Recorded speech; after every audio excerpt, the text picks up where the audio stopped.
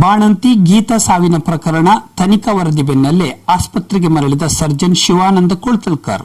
ಸ್ಥಳೀಯರಿಂದ ಪ್ರತಿಭಟನೆ. ಗ್ರಾಮ ಪಂಚಾಯತ್ ಚುನಾವಣಾ ಪ್ರಚಾರದಲ್ಲಿ ಕಾಣಿಸಿಕೊಂಡರು ಪ್ರಧಾನಿ ಮೋದಿ. ಮರೆಯಾದ ಮುರುಡೇಶ್ವರದ ಮಾಣಿಕ್ಯ, ಕಂಬನಿ ಮಿಡಿದ ಜನತೆ. ಬಾಣಂತಿ ಗೀತಾ ಸಾವಿನ ಪ್ರಕರಣದ ತನಿಖಾ ವರದಿ ಬೆನ್ನಲ್ಲೇ ಸರ್ಜನ್ ಶಿವಾನಂದ ಕುಳ್ತಲ್ಕರ್ ಆಸ್ಪತ್ರೆಗೆ ಮರಳಿದ್ದನ್ನು ವಿರೋಧಿಸಿ ಕುಟುಂಬಸ್ಥರು ಪ್ರತಿಭಟಿಸಿದ ಘಟನೆ ಉತ್ತರ ಕನ್ನಡ ಜಿಲ್ಲೆಯ ಕಾರವಾರದಲ್ಲಿ ನಡೆದಿದೆ. ಸರ್ವೋದಯ ನಗರದಿಂದ ಜಿಲ್ಲಾಧಿಕಾರಿ ಕಚೇರಿಯವರೆಗೆ ಮೆರವಣಿಗೆ ಮೂಲಕ ಆಗಮಿಸಿದ್ದ ಜನರು ಶಿವಾನಂದ ಕುಳ್ತಲ್ಕರ್ನನ್ನು ಕೂಡಲೇ ವರ್ಗಾವಣೆ ಮಾಡುವಂತೆ ಆಗ್ರಹಿಸಿದರು.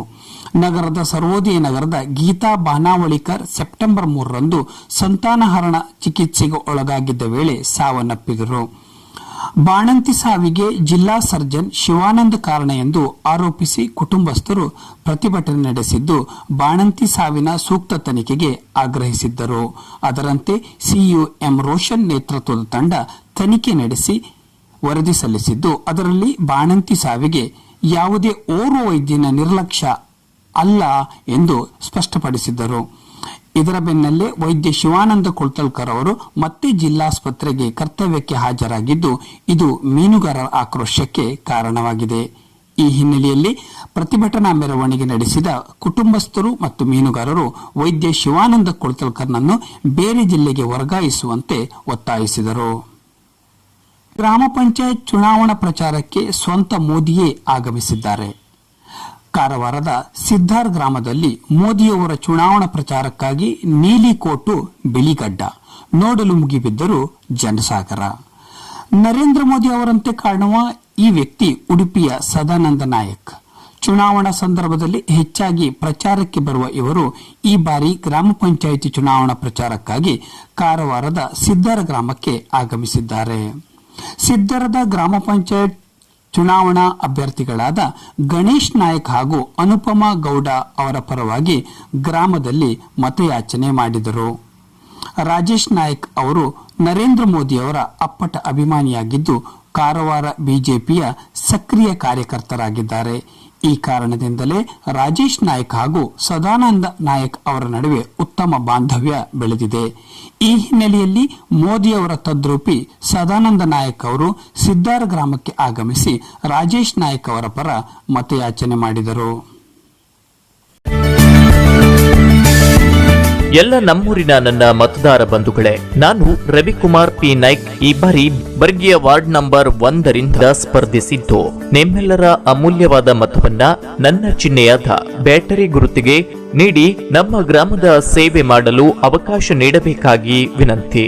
ನನಗೆ ನೀವು ಮತದಾನ ನೀಡಿ ಆಶೀರ್ವಾದ ಮಾಡಿದ್ರೆ ಸರ್ಕಾರದಿಂದ ಸಿಗುವಂತ ಸೌಲಭ್ಯಗಳನ್ನ ಗ್ರಾಮದ ಪ್ರತಿಯೊಬ್ಬ ನಾಗರಿಕನಿಗೂ ತಲುಪಿಸಲು ಪ್ರಾಮಾಣಿಕ ಪ್ರಯತ್ನ ಮಾಡುತ್ತೇನೆ. ಗ್ರಾಮದ ಮೂಲಸೌಕರ್ಯಕ್ಕೆ ಹೆಚ್ಚಿನ ಆದ್ಯತೆ ನೀಡುತ್ತೇನೆ. ಇದೇ ಬರುವ ಡಿಸೆಂಬರ್ 22 ಮಂಗಳವಾರ ಬರ್ಗಿಯ ವಾರ್ಡ್ ನಂಬರ್ 1 ಮತದಾರರು ಬ್ಯಾಟರಿ ಚಿಹ್ನೆಗೆ ಮತವನ್ನ ನೀಡಬೇಕಾಗಿ ವಿನಂತಿ.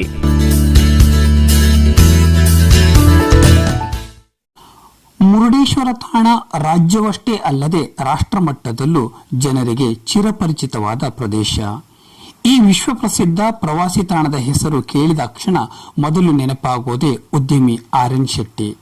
ಹಳ್ಳಿಯಂತಿದ್ದ ಪ್ರದೇಶವನ್ನು ಲಕ್ಷಾಂತರ ಪ್ರವಾಸಿಗರು ತಿರುಗಿ ನೋಡುವಂತೆ ಪರಿವರ್ತಿಸಿದ ಉದ್ಯಮಿ ಇಂದು ಇಹಲೋಕ ತ್ಯಜಿಸಿದ್ದಾರೆ. ಒಂದು ಕಾಲದಲ್ಲಿ ಹಳ್ಳಿಯಾಗಿದ್ದ ಪ್ರದೇಶವನ್ನ ಇಷ್ಟು ಎತ್ತರಕ್ಕೆ ತಂದು ನಿಲ್ಲಿಸಿದ ಉದ್ಯಮಿ, ಸಮಾಜಮುಖಿ ಚಿಂತಕ ಹಾಗೂ ಶಿಕ್ಷಣ ಕ್ಷೇತ್ರಕ್ಕೆ ಅಪಾರ ಕೊಡುಗೆ ನೀಡಿದ ಆರ್.ಎನ್. ಶೆಟ್ಟಿ ನಿಧನ ಇಡೀ ಮುರುಡೇಶ್ವರವನ್ನ ಕಣ್ಣೀರಿನಲ್ಲಿ ತೇಲುವಂತೆ ಮಾಡಿದೆ. ಮುರುಡೇಶ್ವರ ಗ್ರಾಮದಲ್ಲಿ 1928 ಆಗಸ್ಟ್ 15ರಂದು ಜನಿಸಿದ ಆರ್.ಎನ್. ಶೆಟ್ಟಿ ತಮ್ಮ ಊರಿಗಷ್ಟೇ ಅಲ್ಲದೆ ರಾಜ್ಯ ಹಾಗೂ ರಾಷ್ಟ್ರ ಮಟ್ಟದಲ್ಲೂ ದೇಶದ ಪ್ರಗತಿಗೆ ಕೊಡುಗೆ ನೀಡಿದ ಹೆಸರಾಂತ ಉದ್ಯಮಿ. ಬಾಲ್ಯದಿಂದಲೂ ತಾವು ನೋಡಿ ಬೆಳೆದಿದ್ದ ಮುರುಡೇಶ್ವರನ ದೇವಾಲಯವನ್ನ ಅಭಿವೃದ್ಧಿಪಡಿಸಿದರು. ಅಲ್ಲದೆ 249 ಅಡಿ ಎತ್ತರದ ಗೋಪುರ ಜೊತೆಗೆ 123 ಅಡಿ ಎತ್ತರದ ಭವ್ಯ ಶಿವನ ಮೂರ್ತಿಯನ್ನು ಸ್ಥಾಪಿಸುವ ಮೂಲಕ ಮುರುಡೇಶ್ವರಕ್ಕೆ ಹೊಸ ರೂಪವನ್ನು ತಂದುಕೊಟ್ಟ ಕೀರ್ತಿ ಆರ್.ಎನ್. ಶೆಟ್ಟಿ ಅವರದ್ದು. ಅಷ್ಟೇ ಅಲ್ಲದೆ ಶಿಕ್ಷಣ ಸಂಸ್ಥೆಗಳನ್ನು ಪ್ರಾರಂಭಿಸುವ ಮೂಲಕ ಗ್ರಾಮೀಣ ಭಾಗದ ವಿದ್ಯಾರ್ಥಿಗಳಿಗೆ ಉತ್ತಮ ಶಿಕ್ಷಣ ಒದಗಿಸಿದ್ದು, ಹೋಟೆಲ್, ಗಾಲ್ಫ್ ಕ್ಲಬ್ನಂತಹ ಐಷಾರಾಮಿ ಸೌಲಭ್ಯಗಳನ್ನು ಮುರುಡೇಶ್ವರದಲ್ಲಿ ಸ್ಥಾಪಿಸುವ ಮೂಲಕ ಪ್ರಸಿದ್ಧ ಸ್ಥಾನವನ್ನಾಗಿಸಿದರು. ಶಿಕ್ಷಣ ಪ್ರೇಮಿಗಳಾಗಿದ್ದ ಅವರು ಮುರುಡೇಶ್ವರದಲ್ಲಿ ಹಲವಾರು ಶಿಕ್ಷಣ ಸಂಸ್ಥೆಗಳಂತಹ ಸ್ಥಾಪಿಸುವ ಮೂಲಕ ಗ್ರಾಮೀಣ ಭಾಗದ ವಿದ್ಯಾರ್ಥಿಗಳಿಗೂ ಉತ್ತಮ ಗುಣಮಟ್ಟದ ಶಿಕ್ಷಣ ಒದಗಿಸುವಲ್ಲಿ ಮಹತ್ವದ ಪಾತ್ರ ನಿರ್ವಹಿಸಿದ್ದಾರೆ. ಅವರು ಇಂದು ಇಹಲೋಕ ತ್ಯಜಿಸಿದ ಹಿನ್ನೆಲೆ ಮುರುಡೇಶ್ವರ ಸ್ತಬ್ಧವಾಗಿದ್ದು, ಜನರು ಸ್ವಯಂ ಘೋಷಿತವಾಗಿ ತಮ್ಮ ಅಂಗಡಿ ಮುಂಗಟ್ಟುಗಳನ್ನು ಬಂದ್ ಮಾಡುವ ಮೂಲಕ ಅಗಲಿದ ದಿವ್ಯ ಚೇತನಕ್ಕೆ ಸಂತಾಪ ಸೂಚಿಸಿದರು.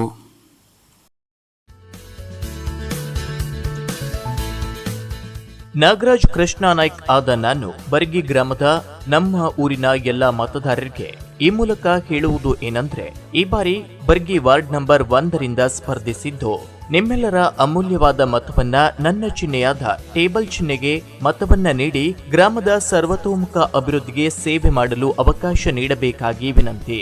ಬರ್ಗಿ ವಾರ್ಡ್ ನಂಬರ್ 1 ಮತದಾರರು ಟೇಬಲ್ ಚಿಹ್ನೆಗೆ ಮತವನ್ನ ನೀಡಬೇಕಾಗಿ ವಿನಂತಿ.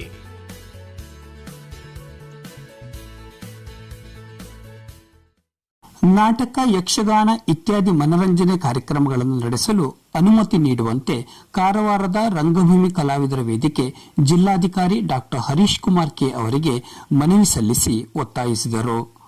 ಕೊರೋನಾದಿಂದ ಸಂಪೂರ್ಣವಾಗಿ ಸಾಂಸ್ಕೃತಿಕ ಕಾರ್ಯಕ್ರಮಗಳು ಬಂದ್ ಆಗಿರೋದ್ರಿಂದ ಕಲೆಯನ್ನೇ ನಂಬಿ ಬದುಕಿ ಕಟ್ಟಿಕೊಂಡ ಕಲಾವಿದರು ಕೆಲಸ ಕಳೆದುಕೊಂಡು ಸಂಕಷ್ಟದಲ್ಲಿದ್ದಾರೆ.